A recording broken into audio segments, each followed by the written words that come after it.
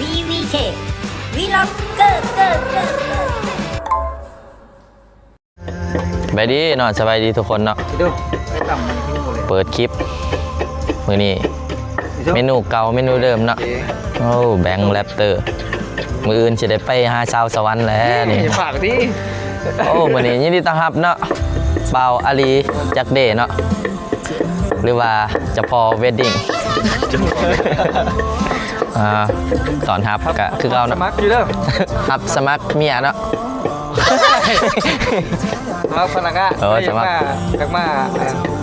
ศึกษาเบิ่งกับยินดีไทยทอดไทยมันใหญ่มาอยู่อย่างเลยทีนี้เป็นบ้าตอนทับตึงผู้หญิงเนาะใหญ่มาอยู่อย่างเลยป่ะแม่ใหญ่มาอยู่เพราะว่ามีแผนเดี๋ยวว่าบางแผนยากลงมาติดว่าขย้อนเนาะไอโซนเราสิลงไปอยู่ปากเสข่าวอันนี้เนาะอันนี้ที่เกิดมาเราสิใหญ่ลงไปอยู่ปากเสบัดนี้โอ้วันนี้มีบ่าวคำซีเนาะเจ้าพอเอโลนเจ้าพอเอโลนเนาะจะพอมีทีข้องวะเนี่ยเดี๋ยวจะน้อยเนาะจะน้อยกินข้าวแล้วสิอัดเสียงให้เราจะเนาะมื้อนี้เพิ่นมีเพลงใหม่จะพอสัตว์ฟ้าจะพอเพลงกับห้องก็ไปก็จะพอสัตว์ฟ้าน้ำเขาที่ซื้อห้องเขาห้องน้ำห้องน้ำฟิชเจอริงกับอาก้อยสัตว์ฟ้าเลยมั้ยจะไปโซกันอ่ะสัตว์แวนนี่นะสัตว์แวนเยอะมากเจอตาเจต่ำแวนเนาะแพงหันนักเด้นี่เมื่อบาทมื้อนั้นนาบาวมันว่าโอ้ตอนโควิดนี่ต่ำแวนเด้แต่ก็คือเก่าหน่อยก็โอ้ยังใส่สุดเก่าเนาะคลิปก่อนคือว่านะยังอยู่นี่เด้คลิปก่อนอันนั้นเนาะกินเนี่ยนั้นกินแกงนอกับที่จริงกับมือเดียวกันเองแล้วเนาะเฮาคลิปนั้นปล่อยก่อนแล้วเนาะแล้วจังมาหูว่ากินฉีดก็เลยมาถ่ายบรรยากาศคือเก่าเนาะเมนูเก่าไปดี1 ห้อง 1 วันต่อโอ้ไปดีนอนแม่นเนาะ1 ห้อง 1ต่อ2ไพ่ทุกคนเป็นสินะไปดีเนาะบอมไปดิถ่ายดิจะถ่ายสูก็ซ้อมรถอันแดดดีเนาะตัวนี้โอ้ต้องขี่ได้มือได้กับเมนูนี้เนาะคือทุกคนเห็นเนาะตอนฮับเพราะว่าเราเห็ดเป็นแต่เมนูเดียวก็มีคิดแต่ขี่คือว่าฮักแพงได้มาปุ๊บแล้วตอนฮับเอาขี่ให้กินนี่สามารถซอยเพื่อบอกฮักแพงเดียวต้องจะกินขี่พูดได้มานี่ก็ต้องจะกินขี่กินขี่สาบานกินขี่สาบานมาแนวอะไรอีกกินเพี้ยมันขี่หรอคักๆได้เนี่ยมีบีอีกเนี่ยไปบีนี่เนาะสำหรับเรามีที่ห้างเนาะนี่เนาะบีเอิญไหมบ้างโอ้ขุดๆไว้คือได้ยินนะคือเก่าแหละคนเก่าเนาะมึงกับเอิญบีคือกันมึงกับเอิญบีคือกันใช่ป่ะมึงกับเอิญบีอันนี้เด้เอิญแฟนมาจากไหนตอนมีแฟนมึงเอิญแฟนมาจากไหนเฮ้ยบ่มีแทนว่ะอีห่านี่ว่ะได้ซื้อว่ะบ่ได้เอิญได้ซื้อเจ้าซื้อเจ้าไอ้กบเด้เบบี้บ่มีแฟนเอาแม่นแทนนี่แบงค์เนี่ยแบงค์เนี่ยเขาเพิ่นแล้วสไตล์บ่ได้เอิ้นนะสไตล์เท็ดดี้เลย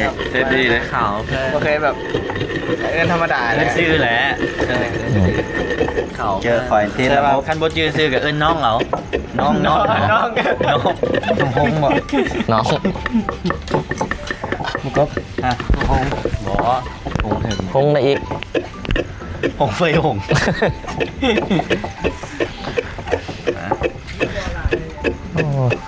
มื้อนี้สิเฮ็ดจังจัก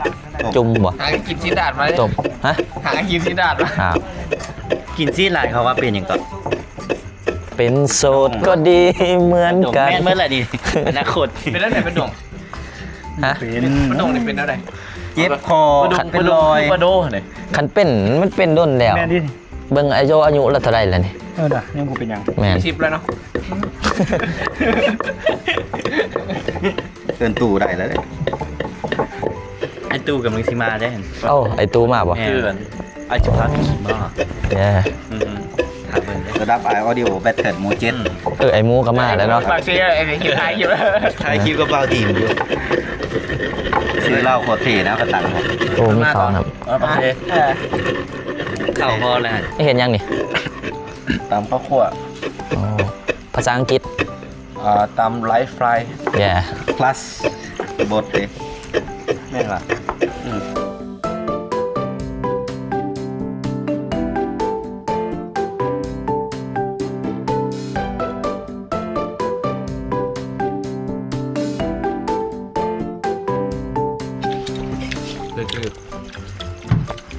ไอ้โจ้มือหนาจะลองเห็ดพิซซ่าเบิ่งเด้ออยากลองพิซซ่าแบบเมนูแปลกๆนะ ไอ้โชว์ให้พิซซ่า บ่ได้ หยาบบ่ เนี่ยแล้วเห็ดแปะเนาะ มันมีสำเร็จรูปเด้อยู่แมคโครแผ่นแล้วไปซื้อมะเขือเทศมาทาใส่แล้วก็หน้าอย่างเงี้ยเอาใส่เลย เฮ้ยจะเห็ด แมคโครไปวิวมอเนี่ยแมนยูยู ให้ วิวม ส อ ปาเก กับ ต มี ตี้นะนี่เวได้ ฮะ สปาเกตตี้บาร์บีคิวนั่นนี่ไอ้เบิร์ดสปาเกตตี้มันเป็นอย่างนั้นนะ สปาต้าค่ะ มันจากอะไรจ้ะ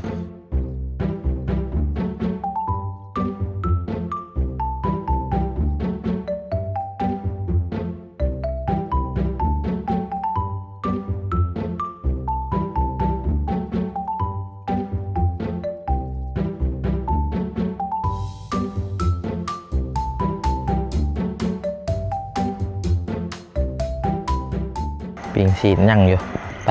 เป็นศิลปิน ให้เขาย่อยไปที่บัน มาปะนี่ปั่นเบาคำซีไปจะเป็น สิไป นักห้องเนี่ยไปสบายดีเฟสนี่ สบายดีเด้อพี่น้องทักทายสบายดีอีกทีหนึ่ง เป็นเพลง cover เนาะ เป็น cover ของไอริงแอลโซน บ่แม่นได้ ทำแม่นวะอ้าว เจ้าใหม่ยังบ่เจอ ตอนนี้บ่จ้ะโมเมนต์ดิ แม่น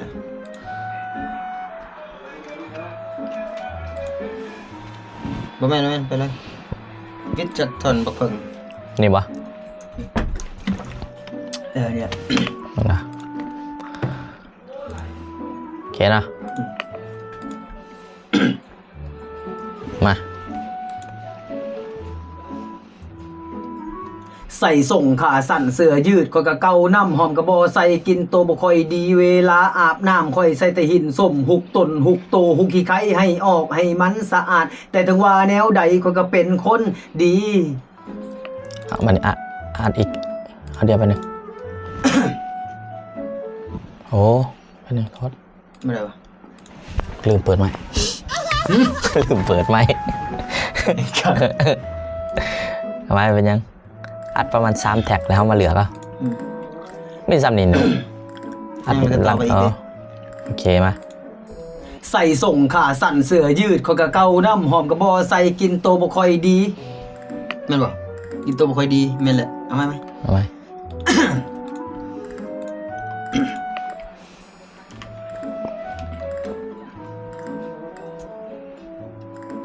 ใส่ส่งขาสั่นเสื้อยืดคอยกะเกาน้ำหอมกระบอใส่กินโตบ่ค่อยดีเวลาอาบน้ำค่อยใส่แต่หินส้มหุกตนหุกโตหุกขี้ไข่ให้ออกให้มันสะอาด แต่ถึงว่าแนวใดคอยก็เป็นคนดี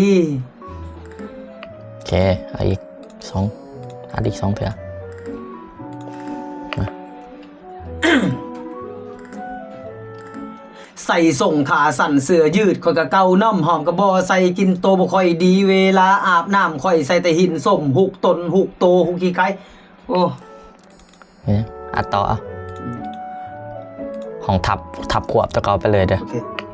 มาห้องทับตะกอไปเลยมาทับไปเลย ข่อยใส่แต่หินส้มหุกต้นหุกโตหุกขี้ไข่ให้ออกให้มันสะอาด แต่ถึงว่าแนวใดข่อยก็เป็นคนดี โอเคเอาอีกเอาไว้นะคนเลือกอีกแล้วหนึ่งมา ใส่ส่งขาสั่นเสื้อยืดข่อยก็เกาน้ำหอมกระบอใส่กินโตบ่ค่อยดีเวลาอาบน้ำข่อยใส่แต่หินส้มหุกตนหุกโตหุกขี้ไข่ให้ออกให้มันสะอาด แต่ถึงว่าแนวใดข่อยก็เป็นคนดี โอเคเดี๋ยวค่อยมาเลือกทอนได้อีก ไปอีกหลังจากวิทย์ทองเพิ่งต่อไป โอเค แต่บังเอิญมีผู้ชายคนหนึงมาตัดหน้าผู้ชายคนนั้นมันเฮ็ดให้ข่อยบอกมันเฮ็ดให้ข่อยกังวลบ่กล้าเข้าไปเอาก่อน มาซ้อมกันก็ได้ ผู้ชายคนนั้นมันเฮ็ดให้ข่อยกังวลบ่กล้าเข้าไปเพราะเขานั้นแต่งตัวดีเบิ่งเป็นคนมีฐานะเบิ่งแล้วเขาก็สมกันแทบบ่คือข่อย อ่ะ ประมาณ โอ นี้ เคมา มาละ ผู้ชายคนนั้นมันเฮ็ดให้ข่อยกังวลบ่กล้าเข้าไปเพราะเขานั้นแต่งตัวดีเบิ่งเป็นคนมีฐานะเบิ่งแล้ว โอเคอีก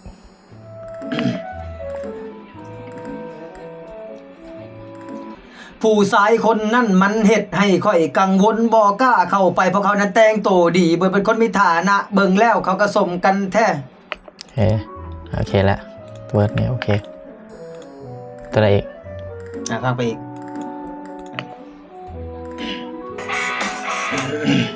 แต่ยังบอกกล้ามา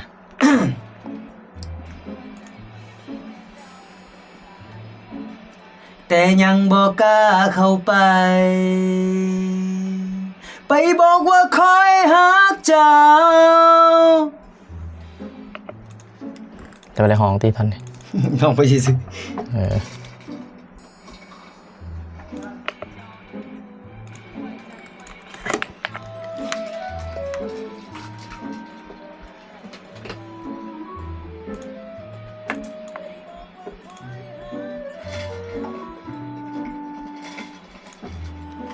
คือว่าห้องอย่างนี้นะว่าห้องกัน3 คน ห้องพร้อมกันวะแล้วเดี๋ยวก็ไปให้เขาเลยเพื่อเขาอยากได้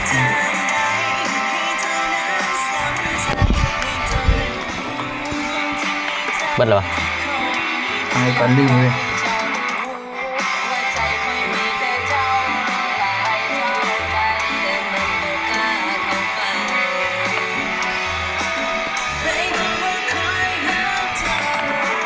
เอาไว้บนรถก็ได้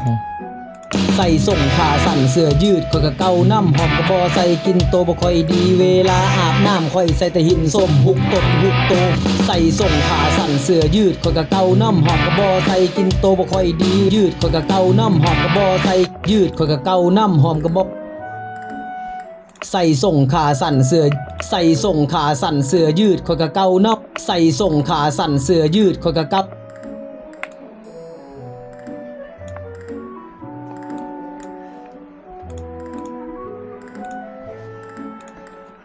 ใส่ส่งขาสั่นเสื้อยืดข่อยก็เก่าน้ำหอมกระบอใส่กินใส่ส่งขาสั่นเสื้อยืดข่อยก็เก่าน้ำหอมกระบอใส่ใส่ส่งขาสั่นเสื้อยืดข่อยก็เก่าน้ำหอมกระบอใส่กินโตบ่ค่อยดีเวใส่ส่งขาสั่นเสื้อยืดข่อยก็เก่าน้ำหอมกระบอใส่กินโตบ่ค่อยดีเวลาอาบน้ำข่อยก็เก่าน้ำหอมกระบอใส่กินโตบ่ค่อยดีเวลาอาบน้ำหอมกระบอใส่กินโตบ่ค่อยดีเวลาอาบน้ำข่อยใส่แต่หินส้มหุกตนหุกโตหุกขี้ไข่เอาน้ำหอมกระบอใส่ส่งขาสั่นเสื้อยืดข่อยก็เก่าน้ำหอมกระบอใส่กินโตบ่ค่อยดีเวลาอาบน้ำข่อยใส่แต่หิน แล้วเนาะอัดเสียงคิดว่าจะอัดโดนแป๊บเดียวเนาะเป็นเพลง cover เฉยๆของน้ำโมโอเคแค่คลิปมากกับสิประมาณนี้เนาะถ่ายบรรยากาศกินนั่นกินนี่กินชาจุกินลาบเนาะเมนูเก่าเมนูเดิมตลอดชีวิตเดี๋ยวจะน้อยกับสิไปนอนแล้วเนาะเพราะว่ามื้ออื่นสิเดินทางไปสวรรณเขตโอเคเนาะเดี๋ยวเจอกันคลิปมื้ออื่นนี้เนาะมื้อนี้ก็สิจบเพียงเท่านี้เนาะมื้ออื่นเฮาน่าจะขับรถให้ไอโซเนาะเพราะว่าเฮาบ่ได้ขี่รถตู้ชุดนี้เฮาสิขับให้เราเดี๋ยวไปเบิ่งบรรยากาศตอนไปสวรรณเขตเป็นจังไดเนาะโอเคบายบายทุกคนเด้อขอบใจที่เบิ่งคลิปนี้เนาะอย่าลืมกดไลค์กดติดตามในเด้อไพ่ที่ท่านกดติดตามกดแถวในเด้อไก่เชียงฮอน 2,000 follow แล้วโอเคบายบาย